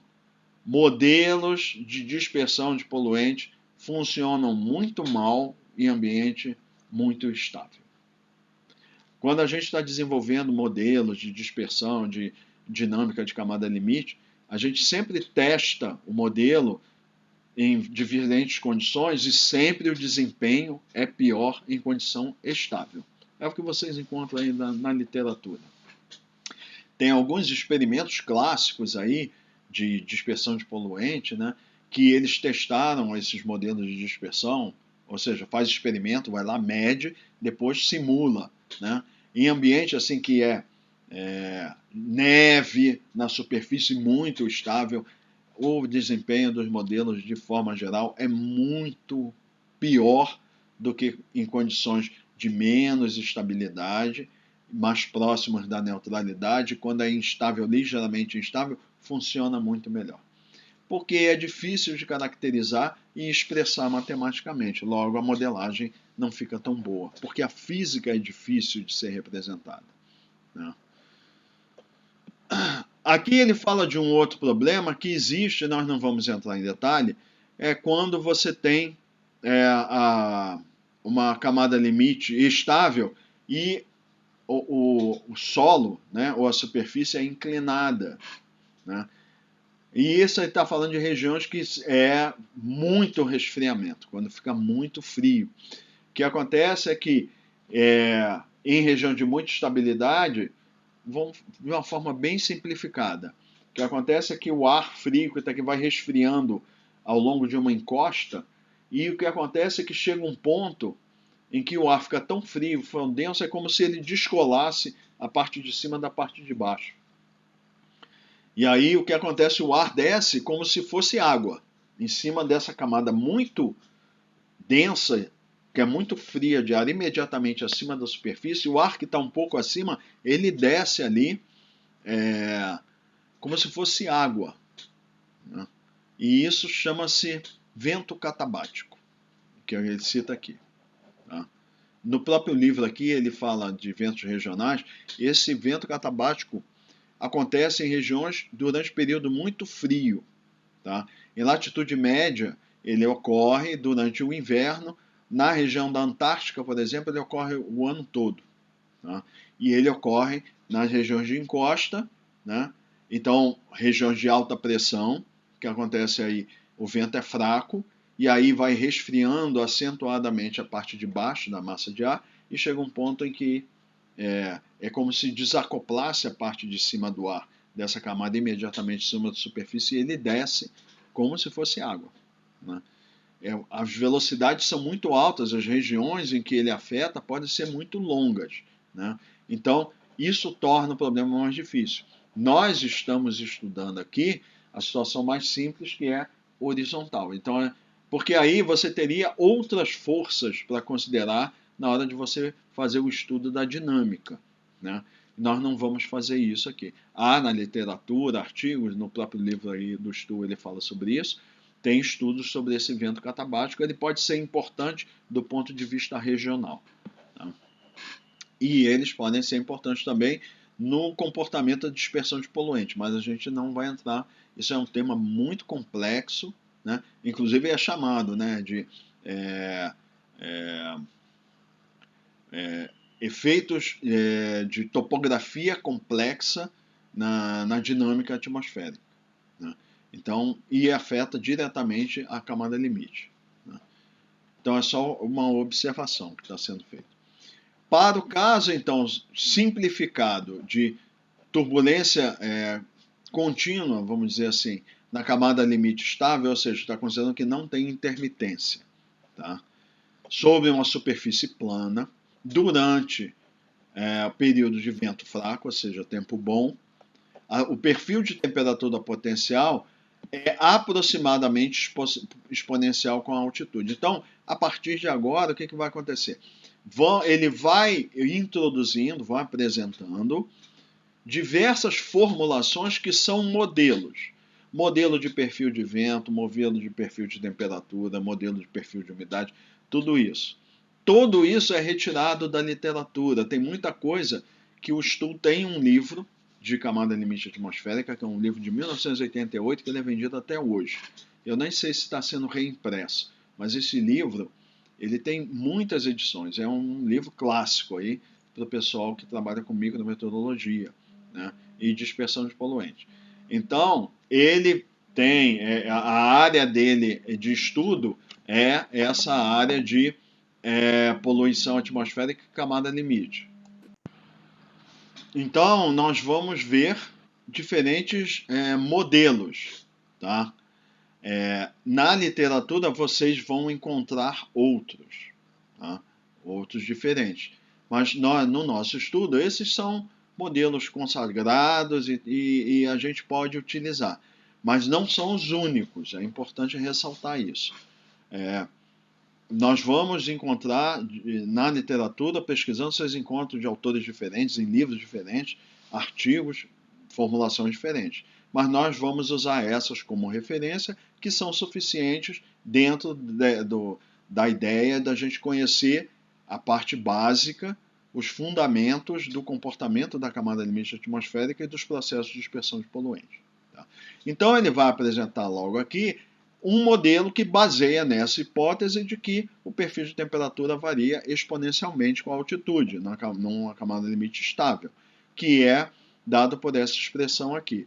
Delta θ ao longo de Z, ou seja, a gente já vai detalhar o que é o delta θ, é delta θS, E elevado a menos Z, dividido por HE. O que é delta Z? É delta θZ, melhor dizendo. É a temperatura em um determinado nível, menos a temperatura na camada residual. Então vamos ver essa figurinha aí, aqui, que ela ajuda a entender o que ele está falando. Então olha só, esse daqui, esse eixo aqui é o eixo de altura, esse é o eixo de temperatura potencial, e é importante aqui dizer o seguinte, agora, lá na meteorologia sinótica, a gente chamava de altitude, que a gente usava o geopotencial zero como referência. Agora não, a gente sempre vai usar a superfície, então a gente vai falar altura. Se eventualmente eu falar altitude, é que eu estou enganado. Na realidade, o que a gente está tratando é altura, porque tudo agora é em relação à superfície. Tá?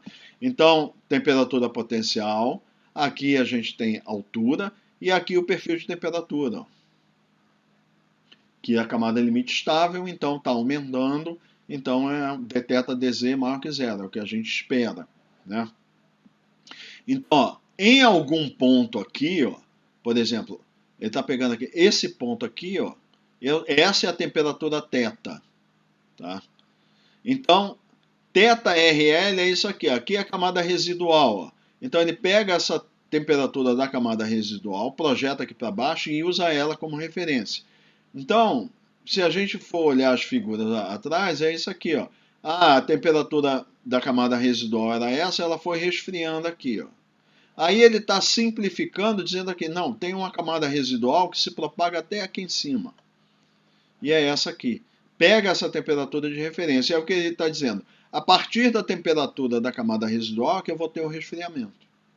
Aí, essa diferença da temperatura em um certo nível, θ, em relação à temperatura da camada residual, θRL, ele chama de delta θ, essa diferença aqui. Então, delta θ varia com Z.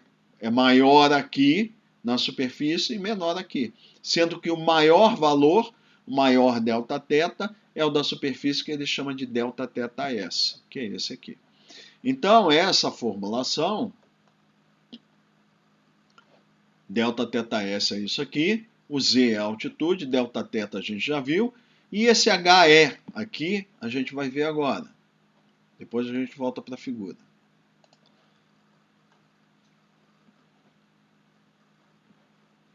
O valor da diferença de temperatura delta θ próximo ao solo é definida como delta θ subscrito S, que é o Δθ de z igual a zero, algumas vezes chamado de força, né, ou intensidade da camada limite estável.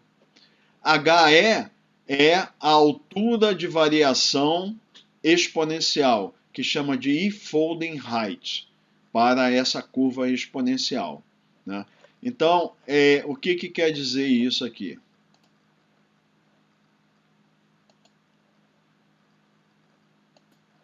É que ao longo dessa distância aqui, HE, tem uma variação aqui no valor da propriedade Δθ de um fator de E.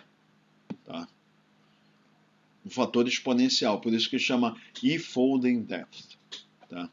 Então, por isso que isso então é o quê? É uma altura característica que vai definir o perfil, a taxa de variação.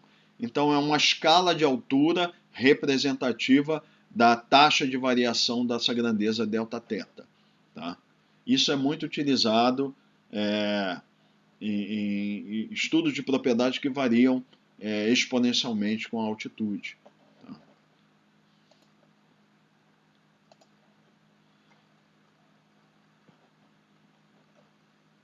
Então ele diz: a altura H da camada limite estável, então lembra, ZI aplica para a camada limite instável, que é a camada de mistura.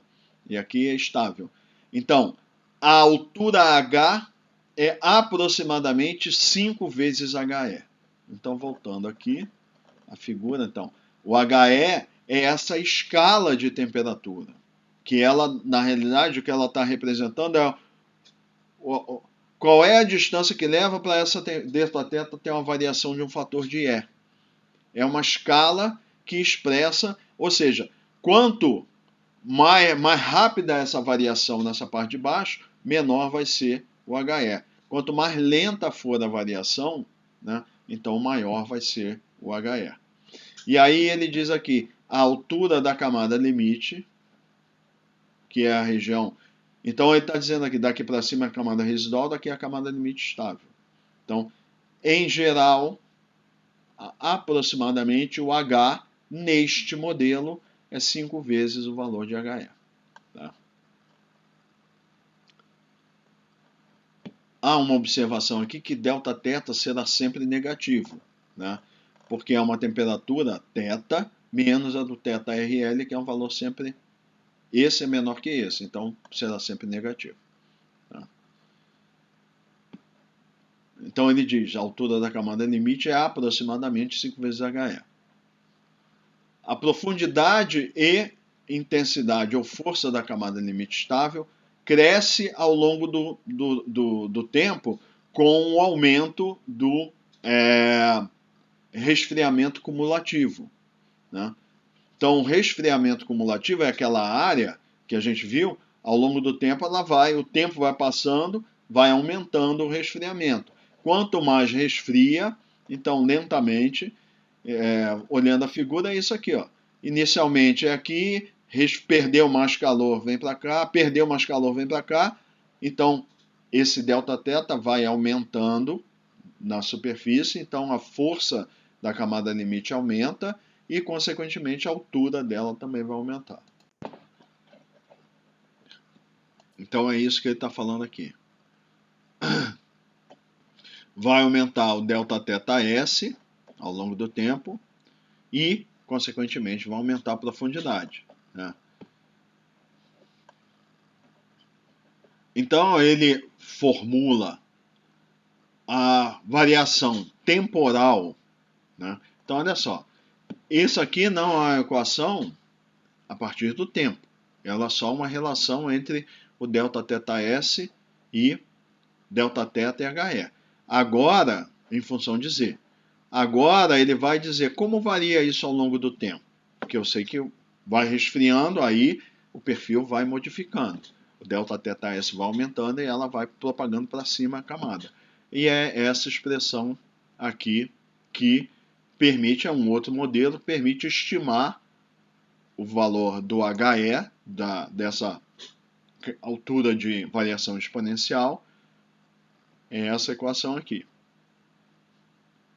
E dá para estimar o valor de HE e o valor do ΔθS. Então, esse aqui, ó, Q subscrito AK, isso daqui é o resfriamento cumulativo cinemático, tá? Em unidades cinemáticas. Então, como é que eu utilizaria essa expressão aqui?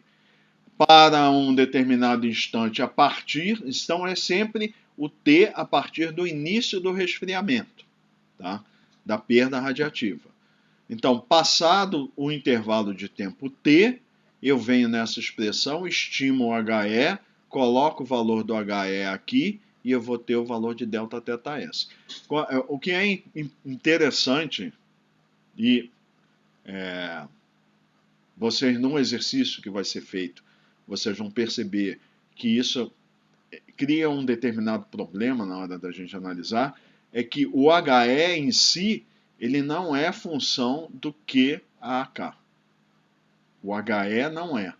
Quem é função do QAK é o ΔθS. Isso a gente vai ver no exercício, como é que a gente lida com isso. Tá? Então, A dessa equação é um valor de uma constante que ela funciona para, que ele chama tipo de solo de pradaria, né? Ou seja, não aplicaria a um ambiente urbano, né? Está falando mais de ambientes rurais. Também tem outra coisa. Estudo de camada limite atmosférica, em geral, está falando de solo rural, não está falando de ambiente urbano. Quando você vai tratar de ambiente urbano, você pega a teoria que é feita para um ambiente rural, vamos dizer assim, e faz ajustes, faz adaptações. Isso, quando a gente vai fazer previsão de dispersão de poluente em ambiente urbano, o AERMOD, por exemplo, ele prevê isso. Quando você vai tratar em ambiente urbano, aí você tem correções que você tem que fazer, porque as formulações elas são todas feitas baseadas em tipo de solo e ambiente rural. Tá?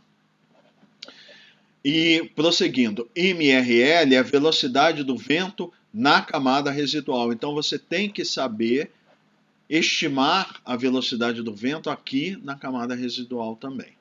Isso a gente vai ver depois. Por enquanto estamos vendo o perfil de temperatura, depois nós vamos ver o perfil do vento, aí a gente vai ter como estimar esse valor de velocidade do vento no nível da camada residual. Né? Então, devido ao fato do aquecimento, do resfriamento cumulativo ser proporcional ao tempo, tá? Então, o resfriamento cumulativo é proporcional ao tempo. Né? Então, você vê que QAK vai ser o produto de ΔθS vezes HE. Né? Então, ele diz, se esse aqui é proporcional a T, como a gente viu, porque é o FH multiplicado pelo tempo decorrido, então ele diz aqui, tanto a profundidade 5HE quanto o ΔθS na camada limite estável, eles aumentam como uma raiz quadrada do tempo, porque isso aqui vai ser uma função de t elevado ao meio, esse vai ser uma função de t elevado a meio, raiz de t. Quando eu multiplicar os dois, então eu vou ter uma função de t, que é a função de QAK. Deste modelo funciona assim. Então a figurinha que está sendo colocada aí ao lado é para ilustrar que, de forma generalizada, como é o comportamento. O eixo do tempo, nesse eixo vertical eu tenho tanto o HE, ou no 5HE, quanto o ΔθS, os dois, e cada um deles vai ter um comportamento que é de proporcionalidade a t elevado a meio, que é o que está representado por essa curva aí. Né? E por que é importante destacar isso? Porque mostra que no início, logo após o início do período de resfriamento, o crescimento da camada limite e do ΔθS, a diferença de temperatura, ou seja, o resfriamento na superfície, é rápido. Ele cresce rápido. Né? Então, no início da noite, né, ele é rápido, né? E ele vai desacelerando, o crescimento vai se tornando mais lento no final da noite. Então ele cresce rápida, ou seja, o crescimento da camada limite, da caracterização da camada limite estável, é rápido no início do período de resfriamento e ao longo da noite ele vai decaindo. E o que esse modelo representa a evolução da camada limite estável dessa forma. Então essa figurinha aí foi colocada para ilustrar isso, que no início a variação é rápida, aí depois, ao longo do tempo, ela vai diminuindo lentamente. Então é uma função t elevado a meio, não é essa função assim, só para que fique caracterizado esse comportamento. Na próxima aula, então, nós vamos analisar o perfil de temperatura da camada de mistura e vamos começar desse ponto.